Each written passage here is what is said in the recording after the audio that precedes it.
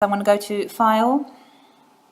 First I'm going to save as, and you have to save the PSD file. This is your project file, so I'm just going to call this logo, let's just call it logo final, and save it in a place where it's supposed to be saved. And that's okay. So this means you've got all the items that make up your actual file, so you can individually edit them. So for whatever reason, let's just say you want to just call it Dogs Home, not Dubai Dogs Home, you can easily do that, and then bring the roofs down and, you know, change the size and whatever. Once you're happy with it and you want to actually export it now or save as a JPEG, you can do that very easily. You simply go to File, Save As, and then you select JPEG, and then you just leave it as whatever name, logo final.jpg. It's asking you something, you just say okay, just leave it. Okay, I've just saved that as logo final.jpg. Let me just quickly switch to PowerPoint.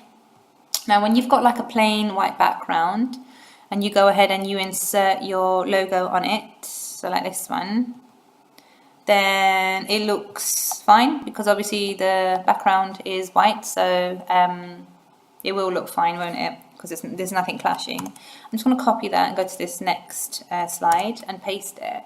And you can see immediately it might not look as good with a white background when you already have something in the background. It might look better, transparent.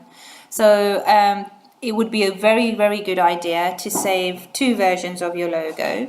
So one would be with a white background, which is what the cab wants, and the other one would be transparent. So to save it as a transparent file, you get the magic eraser tool. Make sure your background layer is selected because that's what's carrying the color. And then you simply do that. Yep, so that was very quick.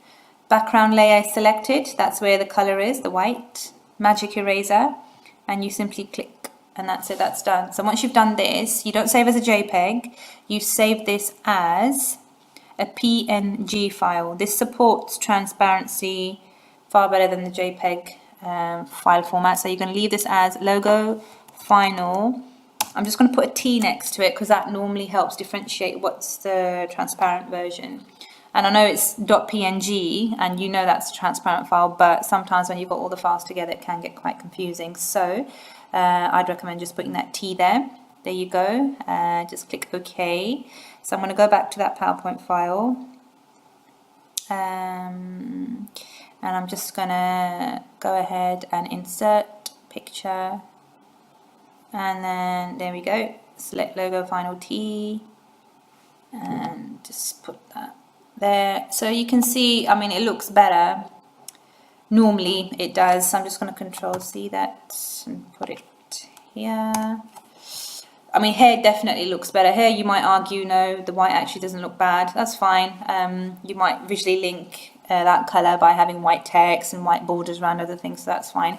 But you may want to have a transparent version because it will look better on other publications that you're going to have to make for your control assessment, which have a background already other than white.